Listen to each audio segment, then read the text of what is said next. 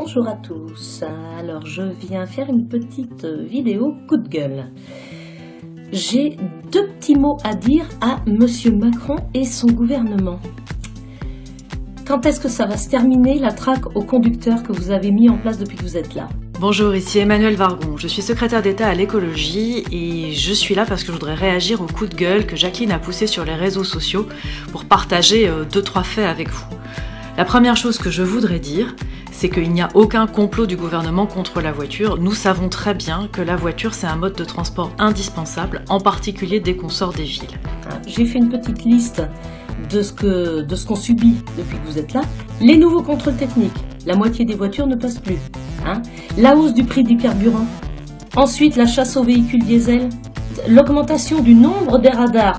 Il y en a partout. Il y a une forêt de radars en France.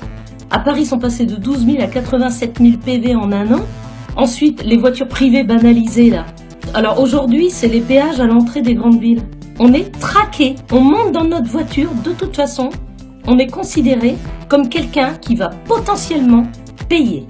Et puis aujourd'hui aussi, on a, je crois, le sommet du sommet, la carte grise sur les vélos. Parce que vous savez plus où prendre le pognon. Donc on invente la carte grise sur les vélos.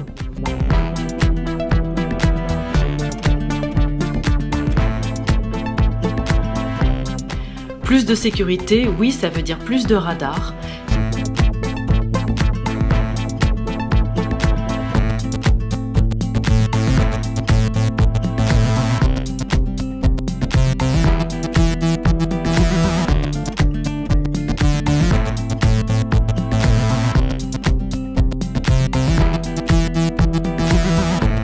Et je voudrais rassurer tout le monde, le produit des amendes va intégralement au financement de la sécurité routière. Donc ce n'est pas pour gagner de l'argent qu'on fait ça, c'est pour améliorer la sécurité routière parce qu'encore aujourd'hui, la route tue.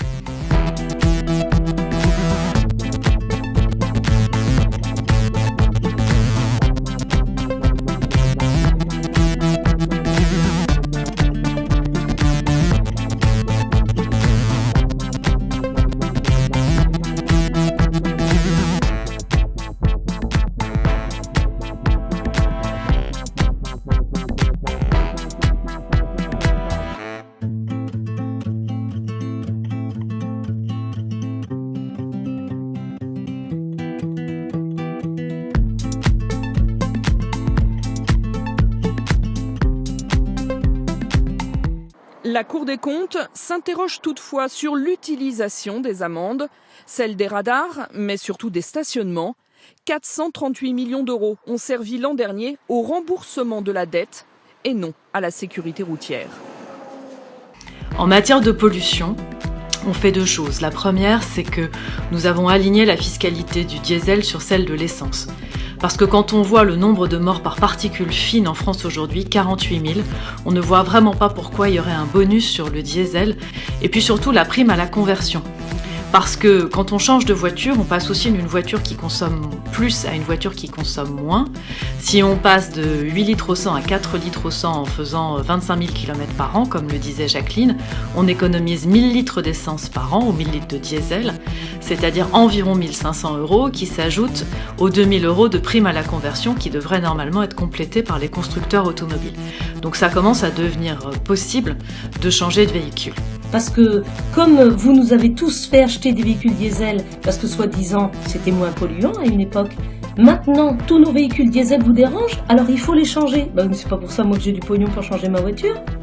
Alors vos petites primettes de rien du tout, ça va pas suffire à changer tout un parc automobile français.